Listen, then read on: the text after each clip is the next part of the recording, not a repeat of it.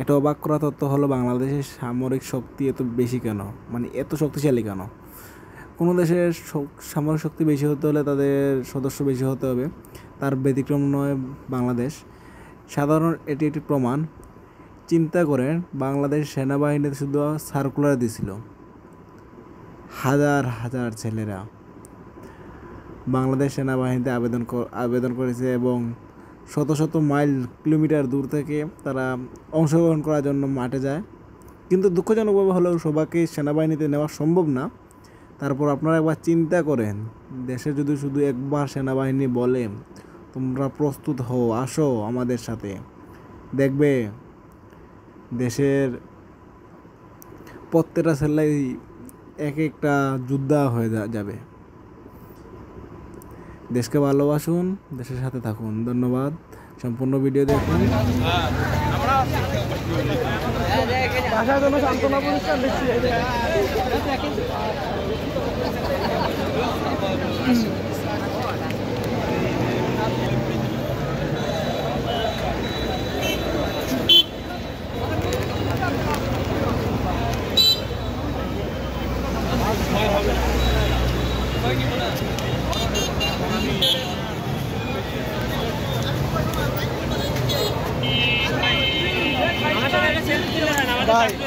দেখছেন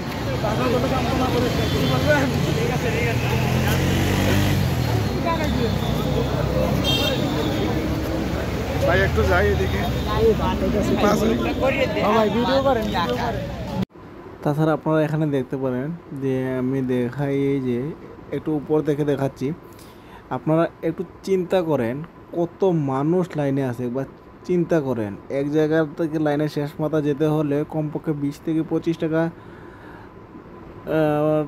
বাস ভাড়া দিতে হবে, কারণ এত লম্বা লাইন হয়ে যায়। বাংলাদেশ যদি কখনো সেনাবাহিনী বা পুলিশে সার্কুলার সারে আবেদন করার জন্য মানুষ এত বেশি, এখন এটা বলবেন যে বাংলাদেশের মানুষ টাকার জন্য, আসলে ভাই সবাই তো টাকার জন্য না।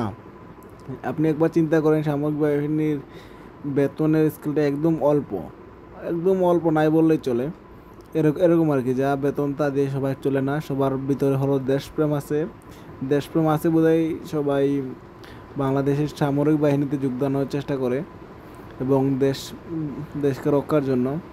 এখানে সবাই রিজেক্ট হয়ে যাওয়ার পরও মানে হয়তো মন ভাঙে, কিন্তু আত্মবিশ্বাস ছাড়ে না ওরা আত্মবিশ্বাস হয়ে উঠে দেশের জন্য কিছু করবে এবং এভাবেই চলতে থাকে।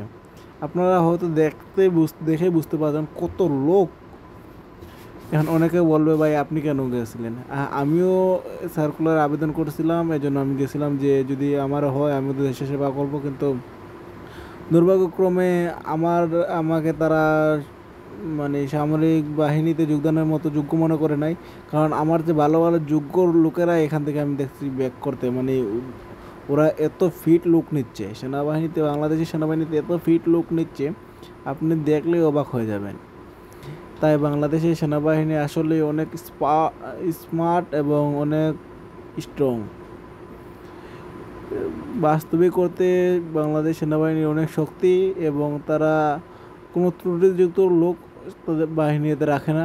আপনারা এটা চিন্তা করেন, এখানে কত ভালো এর মধ্যে 20-25 জন লোক সেনাবাহিনীতে নেবে, বাকিরা দিন নেবে না। ধন্যবাদ, সবাই ভিডিও দেখতে থাকেন। ধন্যবাদ।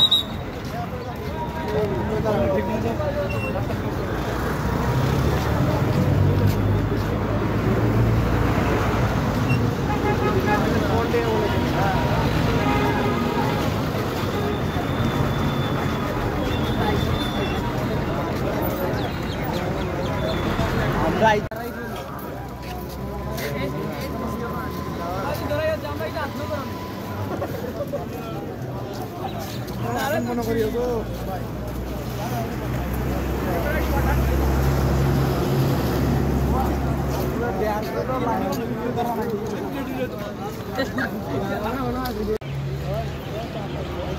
চাকরি প্রত্যাশী বন্ধুরা আমি করতাম না বাবা যাও নারে তো আল্লাহ মজা হয়েছিল ভাই